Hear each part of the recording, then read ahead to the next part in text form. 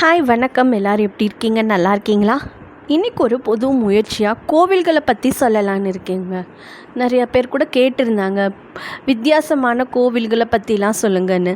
அதனால இன்றைக்கி எங்கள் ஊர் மதுரையில் இருக்கிற பஞ்சபூத ஸ்தலங்களை பற்றி உங்களுக்கு சொல்லலான் இருக்கேன். பொதுவாக பஞ்சபூத ஸ்தலங்கள்னால் காஞ்சிபுரம், திருவண்ணாமலை, திருவானைக்காவல், காளஹஸ்தி, சிதம்பரம், இந்த 5 சொல்லுவாங்க இல்லையா? ஆனால் எங்கள் ஊர் மதுரையிலேயே சிவனுக்கு பஞ்சபூத ஸ்தலங்கள் இருக்குங்க. அது என்னென்னு இப்போ சொல்கிறேன்.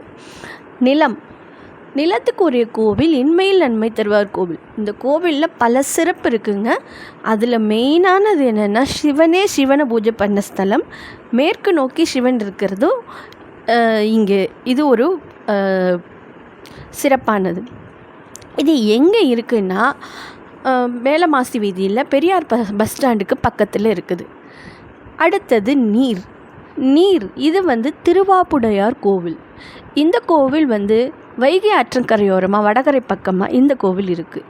இது நீருக்குரிய ஸ்தலம். இங்கே வேண்டிக்கிட்டு போர் போட்டால் தண்ணிலாம் நிச்சயமாக வரும் அப்படின்னு கூட சொல்கிறாங்க, கேள்விப்பட்டிருக்கேன் நானும்.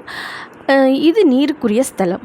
அடுத்தது நெருப்புக்குரிய ஸ்தலம் தென் திருவாலய சுவாமி கோவில், தெற்கு மாசி வீதியில் இருக்குது. இந்த கோவிலும் ரொம்ப சிறப்பான கோவில், அமைதியான கோவில். பல பேருக்கு இதெல்லாம் தெரியக்கூட தெரியாது. அடுத்தது முக்தீஸ்வரர். இது வாயு, காற்றுக்குள்ளது.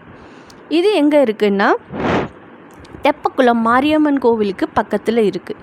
இந்த கோவிலில் மார்ச் மாதம் சூரிய ஒளி சிவன் மேலே படும். அடுத்தது ஆகாயத்துக்கு ஆதி சொக்கநாதர் கோவில். இதுதான் பழமையான சொக்கநாதர் ஆலயம்.